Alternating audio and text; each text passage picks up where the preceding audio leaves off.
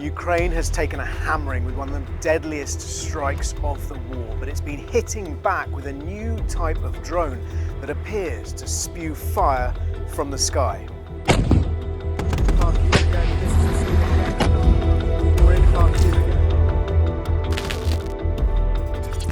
My name is Jerome Starkey. I'm the defence editor at the Sun newspaper, and this is Frontline, your weekly roundup of the most important news of the war in Ukraine. It has been a tough week for Ukraine, and we're going to start with the news that one of their F-16s has been shot down in battle, days after we knew that the F-16s had arrived and indeed had been used in combat for the first time. It appears that an F-16 was shot down in a friendly fire blunder, and one of Ukraine's most famous and celebrated pilots, Colonel Alexei Mess, who was better known by his call sign Moonfish, was killed. Now that led President Zelensky to sack the head of Ukraine's Air Force. There's a suggestion, as yet unconfirmed, that that F-16 was shot down by a US-made Patriot air defense missile, as I said, in a friendly fire blunder.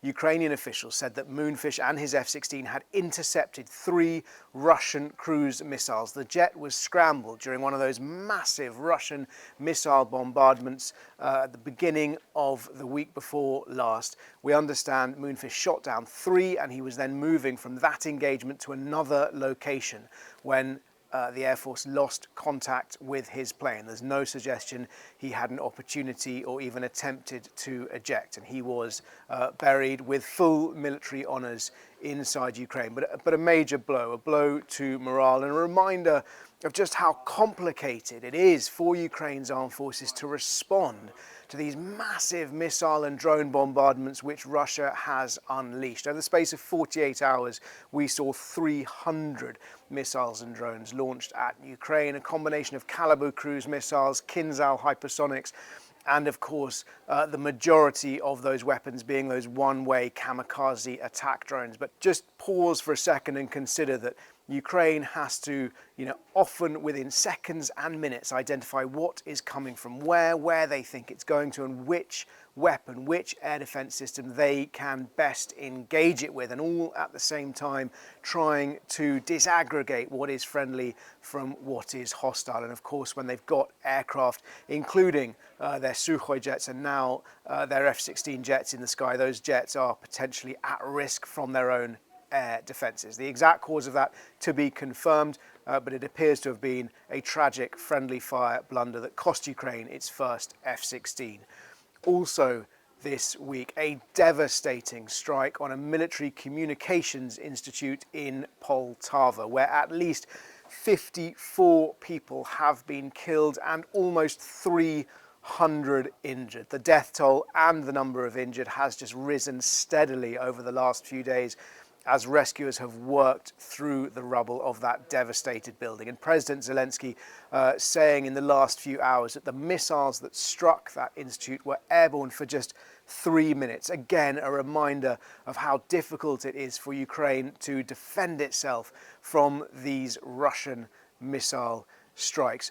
A huge death toll. We believe many, if not most, of those dead and injured were military personnel, likely to be radar and electronic warfare specialists training at that military institute. Now, Russia said that this was a place where foreign instructors were training Ukrainian forces. We've seen no evidence to corroborate that, but we do know how important these people, these electronic warfare communications radar specialists have been in the conflict. And indeed, for example, in something like the Kursk offensive, where Ukraine launched this lightning cross-border blitz into Russian territory, electronic warfare, we understand, played a really important role, effectively blinding Russia's surveillance assets to maintain that element of surprise. And it hasn't just been in Poltava. Another strike in the western city of Lviv, killing at least 7 people. And the real standout tragedy was of a family of 5 people.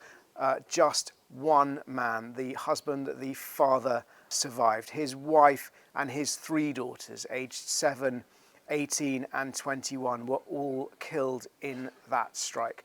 For the surviving father, perhaps a fate almost worse than death, to lose his entire family, his immediate family, in a Russian missile strike. And really, for me, that's really brought home the human tragedy, the human cost, because when the numbers are big, when we're talking about 54 dead and 300 injured, it's perhaps sometimes easy to forget that these are individuals, these are sons, these are brothers, these are wives, these are daughters. And this is what is happening in Ukraine. It is horrific and it is ongoing, and it feels like Russia has ramped up its offensives, ramped up just both the volume and the violence of these strikes, particularly these missile and drone strikes.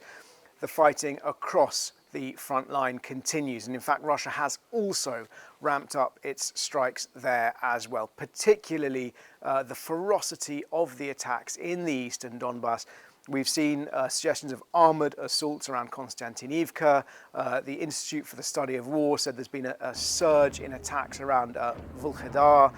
That's all part of Russia's attempt to close in on Pokrovsk, that key town, road and rail junction which serves many of the Ukrainian positions across the eastern Donbass front line. Pokrovsk itself is not even in Donbass, but the fact that Russian soldiers have advanced now within a few miles, a reminder of how much ground they have gained. About 40 kilometers, I think, Russian forces have gained since the end of last year in that area. Russia making significant gains. It comes, though, as General Alexander Syrsky, Ukraine's top military commander, has revealed his thinking, his strategy behind that lightning offensive into Kursk. And you'll remember our update last week came from Kursk, because I was lucky enough to be able to get there and visit part of the Ukrainian-held territory with Ukrainian forces. General Syrsky, in an interview with CNN, said he had a number of reasons for launching that surprise attack, but one of them was effectively to foil what he said were Russian plans to open a new front against Ukraine. Now, we'd seen in the last few months Russian forces advancing from Belgorod into Kharkiv, opening a new front in Ukraine. And we saw at the very beginning of the war, Russian forces based in Kursk attacking neighbouring Sumy Oblast, and indeed moving past Sumy city towards Ukraine's capital, Kyiv. So had they launched that attack from there, that clearly would have stretched Ukraine's forces. And of course it would have given, or rather exaggerated, amplified the initiative that Russia has had on the battlefield for many months. But by Ukraine launching that surprise attack, they seized the initiative. They reversed in many senses the narrative and the momentum of the conflict. So an important move forward for Ukraine. And that has been corroborated in many ways by just anecdotal evidence from soldiers who've been fighting in Kursk, suggesting that what they've captured has actually, or what they've seen, has been large numbers or large quantities of Russian military equipment, more equipment perhaps than personnel, suggesting that assets may have been stockpiled and prepared there ahead of a possible offensive. Syrsky also mentioned the idea of a buffer zone and talked about the prisoners, which Ukraine has captured. Hundreds of prisoners, hundreds of Russian prisoners of war have been captured in Kursk. And indeed, I met some of them in a prisoner of war camp. Really interesting mix of different fighters. A number of them were former convicts who had been recruited out of Russian prisons. One of them was a former Wagner mercenary group fighter, and he said the reason he joined was just for the money, for an income to try and clear his debts, because he said the town, the city where he was from in the far east of Russia was, in his words, a dead city. But one of them, actually, one of the prisoners of war I met, had served in Russia's Marines, and he was a physically, very different looking person, much fitter, much more self-assured. And his message to us was that actually he said Ukraine was lucky that when they invaded Kursk, most of the people they met were these sort of ragtag former convict soldiers turned into fighting units. He said had they met more men like him with his military training, it might have been a different story. But it wasn't. Ukraine has made these spectacular gains partly and precisely because they've attacked Russia where it was weak. The other thing to mention from what's going on the battlefield today is the suggestion from Ukraine's Azov Special Forces Brigade that actually they have managed to retake some of New York. Now, New York is a town in Ukraine's eastern Donetsk province. This has been a scene of fierce fighting, and a couple of weeks ago there were suggestions that Russian forces had actually captured the town, Azov saying that they have managed to retake some of it and stabilise the situation there. Significant because it's not all one way on that eastern front. Whilst Russia has amped up the intensity of its attacks, Ukraine is continuing to fight back. And indeed, one of the Azov commanders was interviewed this week, and he was pretty clear, saying the situation was bleak, was concerned why Ukraine's generals were not attempting to cut off, surround the Russian advance towards Pokrovsk. Because what we've seen is Russian forces advance in a fairly wide salient, but effectively a long, thin spit of territory that Russian forces are gaining as they advance towards Pokrovsk. The Institute for the Study of War has also suggested that were Pokrovsk to fall, it would be a major blow to Ukraine's morale. It would complicate Ukraine's logistics. Complicate was the word they used because it is a route through which Ukraine can supply a number of key towns across its eastern front. But they did say pretty clearly they did not predict the front lines would collapse, and they said it is far from certain that Russia will indeed capture Pokrovsk. And they pointed to a number of other towns which have endured incredibly heavy and intense fighting, like Chaziv Yar, which sits just next to Bakhmut. It's been on the front lines for many, many months, and Russian forces unable to capture it since they captured Bakhmut back in May.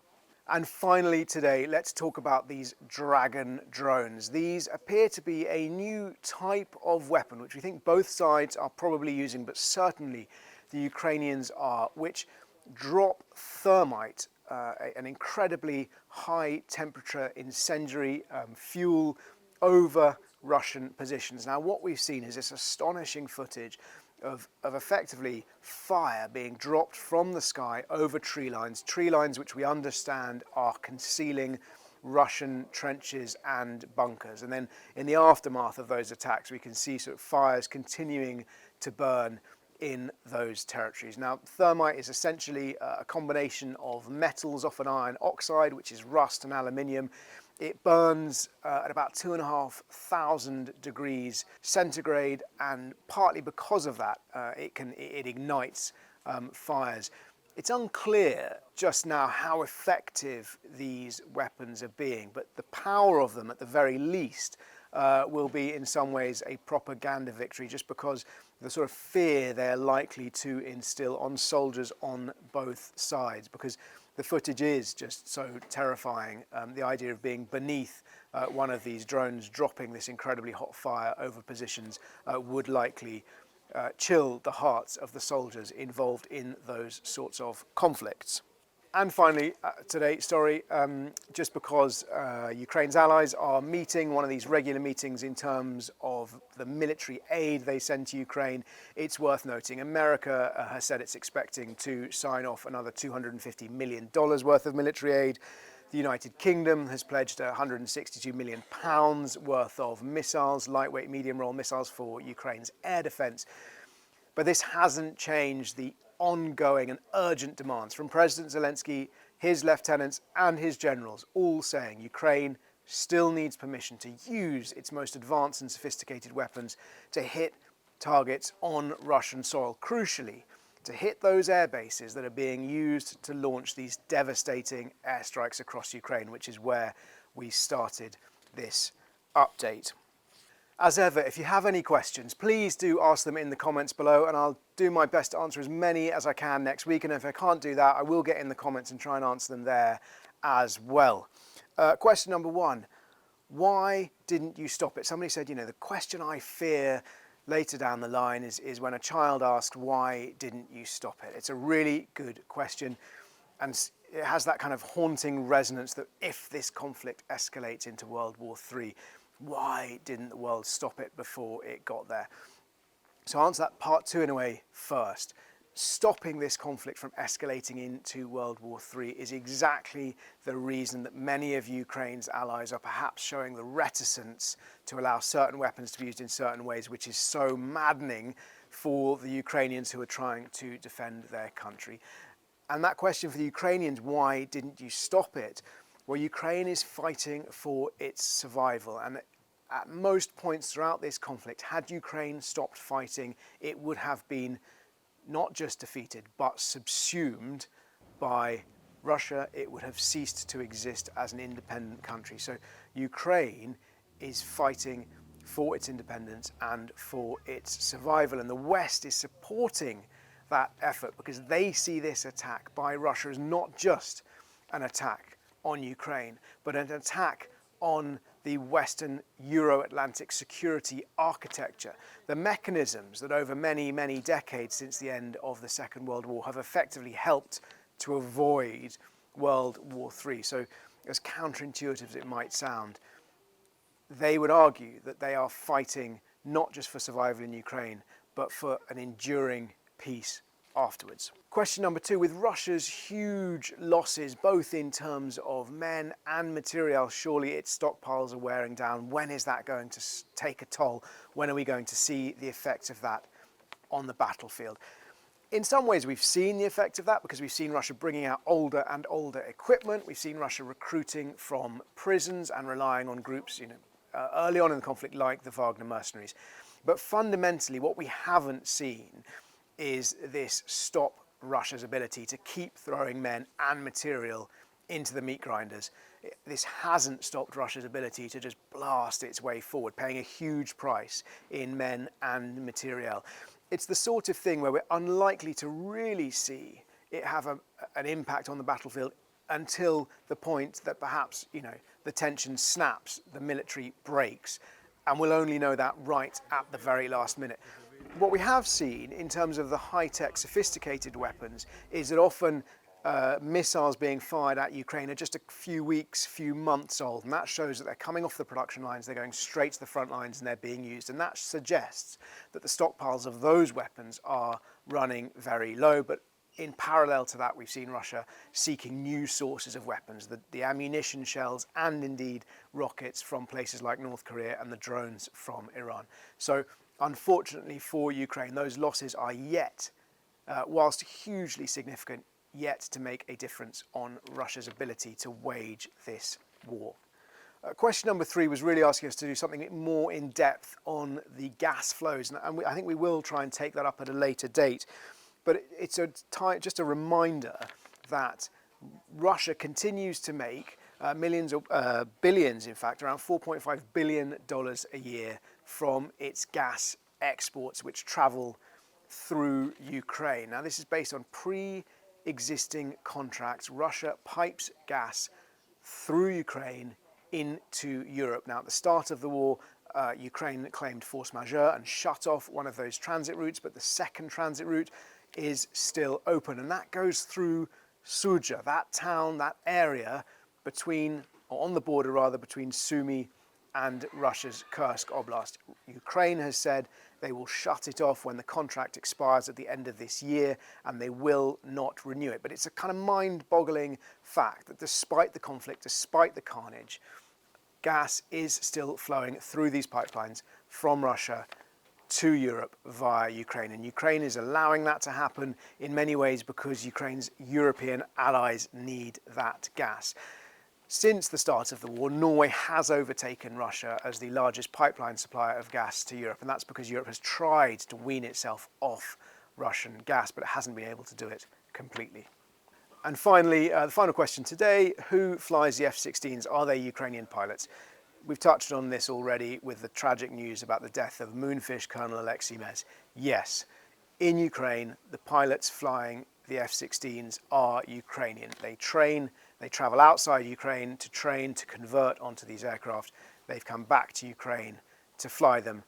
And tragically, one of them has made the ultimate sacrifice and paid for that defense of his country with his life. If you have any questions, please do ask them in the comments below, and I'll do my best to answer as many as I can next week.